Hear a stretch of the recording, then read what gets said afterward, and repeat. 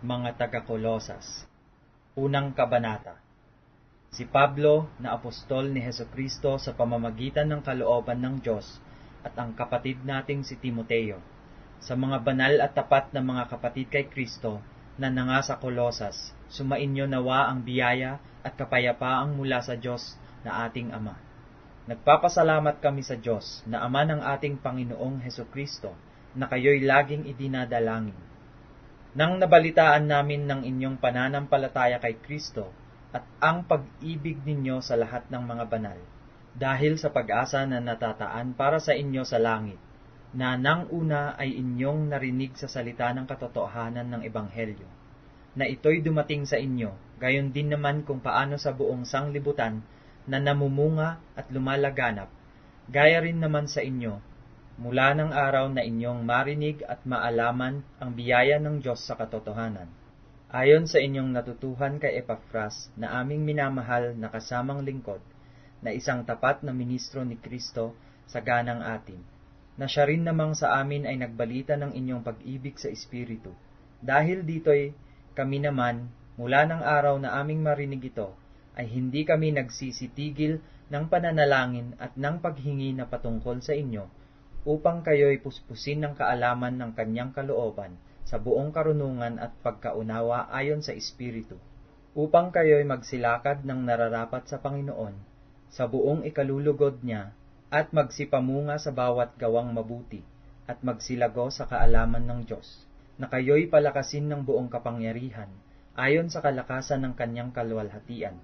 sa buong pagtitiis at pagpapahinuhod na may galak, na nagpapasalamat sa Ama, na nagpaging dapat sa atin upang makabahagi sa mana ng mga banal sa kaliwanagan, na siyang nagligtas sa atin sa kapangyarihan ng kadiliman at naglipat sa atin sa kaharian ng anak ng kanyang pag-ibig, na siyang kinaroroonan ng ating katubusan, na siyang kapatawaran ng ating mga kasalanan, na siya ang larawan ng Diyos na di nakikita, ang panganay ng lahat ng mga nilalang, sapagkat sa kanya nilalang ang lahat ng mga bagay, sa sangkalangitan at sa sangkalupaan, na mga bagay na nakikita at ang mga bagay na di nakikita, maging mga luklukan o mga pagsakop o mga pamunuan o mga kapangyarihan. Lahat ng mga bagay ay nilalang sa pamamagitan niya at ukol sa kanya, at siya'y una sa lahat ng mga bagay, at ang lahat ng mga bagay ay nangabubuhay dahil sa kanya. At siya ang ulo ng katawan, sa mga tuwid bagay ng iglesia, na siya ang pasimula, ang panganay sa mga patay, upang sa lahat ng mga bagay ay magkaroon siya ng kadakilaan. Sapagkat minagaling ng Ama na ang buong kapuspusan ay manahanan sa Kanya, at sa pamamagitan niya ay pakipagkasunduin sa Kanya ang lahat ng mga bagay, na pinapayapa niya sa pamamagitan ng dugo ng Kanyang krus. Sa pamamagitan niya, sinasabi ko, maging mga bagay sa kalupaan o mga bagay sa sangkalangitan. At kayo, nang nakaraang panahon ay nangahihiwalay at mga kaaway sa inyong pag-iisip sa inyong mga gawang masasama. Gayon may pinakipagkasundo niya ngayon sa katawan ng kanyang laman sa pamamagitan ng kamatayan, upang kayo'y iharap na mga banal at walang dungis at walang kapintasan sa harapan niya. Kung tunay na kayo'y mamamalagi sa pananampalataya na nababaon at matitibay, at di makilos sa pag-asa sa ebanghelyo na inyong narinig, na ipinangangaral sa lahat ng mga nilalang sa silong ng langit, na dito akong si Pablo ay ginawang ministro. Ngayoy nagagalak ako sa aking mga hirap dahil sa inyo,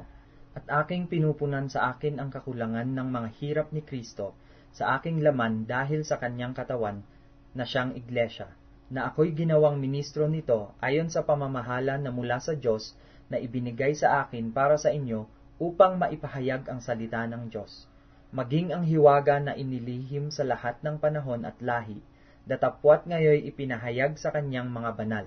Nasa kanila'y minagaling ng Diyos na ipakilala kung ano ang mga kayamanan ng kaluwalhatian ng hiwagang ito sa gitna ng mga hintil,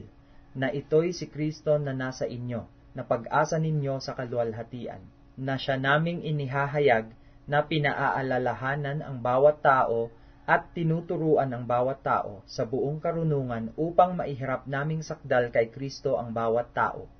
Na dahil dito ay nagpapagal din naman ako, na nagpipilit ayon sa kanyang paggawa, na siyang sa akin ay gumagawa na may kapangyarihan.